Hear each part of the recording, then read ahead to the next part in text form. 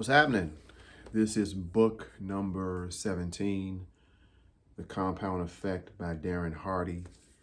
I finished this book a few weeks ago, and I'm now getting a chance to talk a bit about what the book did for me, what I got out of the book, and why I recommend the book. So, The Compound Effect is a concept that goes across a number of different avenues. When we think of the compound effect, we often think about initially the financial implications of compounding interest and putting our money in money markets and allowing the money to grow. And the idea is that the earlier we get into the market, the more opportunity we have for the money to work for us in the market through interest and the interest compounding. And hopefully, in the long run, we get this large return. And so, in this book, Darren Hardy talks about the compounding effect of good habits, developing skills, learning to execute, and doing all the necessary things for us to be able to grow individually in our lives. And so he leverages examples of how we compound interest in the money markets and uses that to illustrate how we can do the same in our lives beyond money. And he uses a lot of really good examples that I think are very straightforward and very easy to understand. One of the things that, and I take notes when I read these books, and so often what I'm able to do is when I read a book, I don't even have to always keep the physical copy of the book on me for the sake of leveraging space and storage. So I take as much note of the things that stand out to me in the books, and I'm able to keep the notes in my computer. And sometimes I don't have to necessarily keep the book itself. So I take these notes. So just looking at some of the items that I have written down, one of the things that he said in the book is elephants don't bite, mosquitoes do.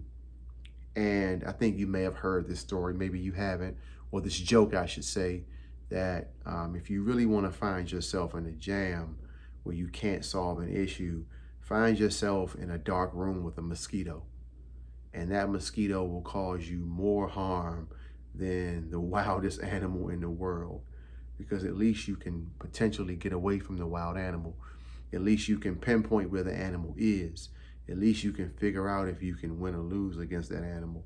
But if you're in a dark room with a mosquito and it continuously bites you, you don't know where it's coming from, you don't know where it's going, you're fighting at the air trying to get that mosquito killed. It's more difficult sometimes than to get away from an animal. And so he says that elephants don't bite, but mosquitoes do. And sometimes the biggest issues in our lives are not the ones that we should be focused on. We like to focus on the elephant in the room, so to speak, but it's that mosquito that escapes us a lot. And so trying to get a hold of that is almost as important, if not more important, than the bigger challenges in our lives. And what that really speaks to is the very small habits, the atomic habits, so to speak, that we have to establish in our lives. And so when we begin to establish those smaller habits and we do them continuously, that is essentially the compound effect. So the positive result that we get from doing one good thing one time is one good feeling for that moment. But when it becomes a habit and we do it continuously, the benefits allow us to grow at larger levels. Another item that he talks about is the compound effect in action. And essentially, he says that a small, smart voice plus consistency plus time equals a radical difference. Again, a small, smart voice plus consistency plus time equals a radical difference. And so you can have radical change, again, by doing the small, consistent things and dedicating the time to doing those things. One of the biggest things that stood out in the book was he said that all winners are trackers. And that is a fancy way of saying that people who are successful document what they do. You can talk to a person who plays a sport and they can reel off their stats. They can reel off their attributes in terms of the things they can do and how long it takes and how much of it they can do. If you're not tracking what you do in your life, it is extremely difficult to win. If you're a runner, you know your run time per mile. If you are a strength athlete, you know how much you can lift in a certain amount of time. You know how many pounds you can lift. You know how many reps you can do in one set. People are constantly tracking themselves when they are having this ambition for success. It is impossible to be a winner on a perennial basis if you're not tracking what you're doing. So that was one thing that really stood out to me. In that same sort of chapter, he talks about the horse that wins a race by the nose gets 10 times the prize, but is not 10 times faster than the second place horse. So again, the horse that wins by nose will get 10 times the prize, but is not in a situation where the horse has to be 10 times as faster. So all it takes is you nudging out the competition just by nose to be able to get an exponentially higher result. And again, that happens through compounding the habits that are important in our lives. Again, he draws these comparisons between the financial market and the rest of our lives, and how all of us are often exposed to interest in terms of the banks and the other financial systems and markets.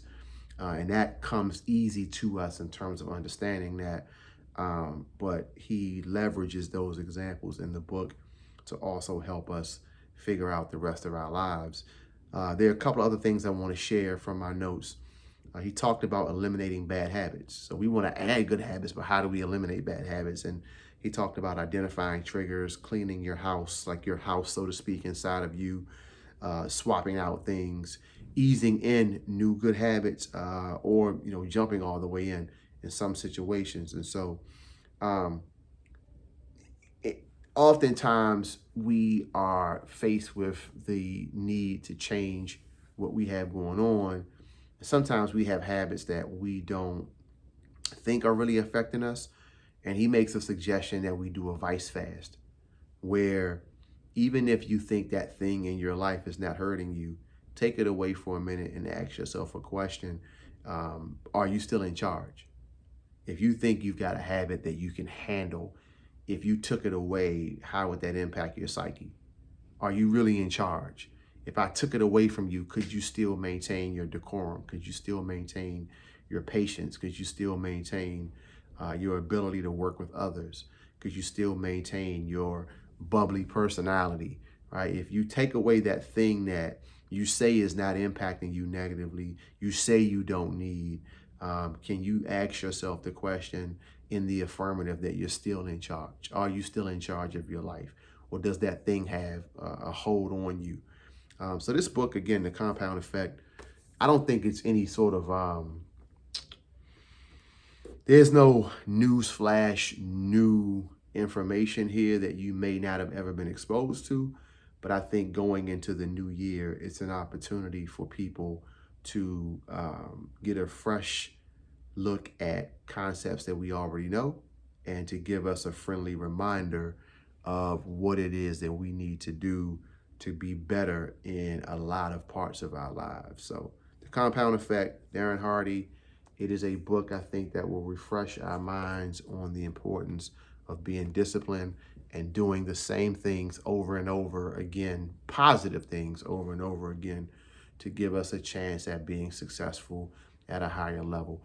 Thank you guys, as always, for looking at these reviews. If you like the book, or if you like what I've talked about with the book, go check it out. And I hope folks get a chance to take a little bit of time every day in 2024 to begin reading and make that one of the habits that allows you to experience the compound effect. So until we talk next time, take care. Happy New Year. Hope to see you guys soon.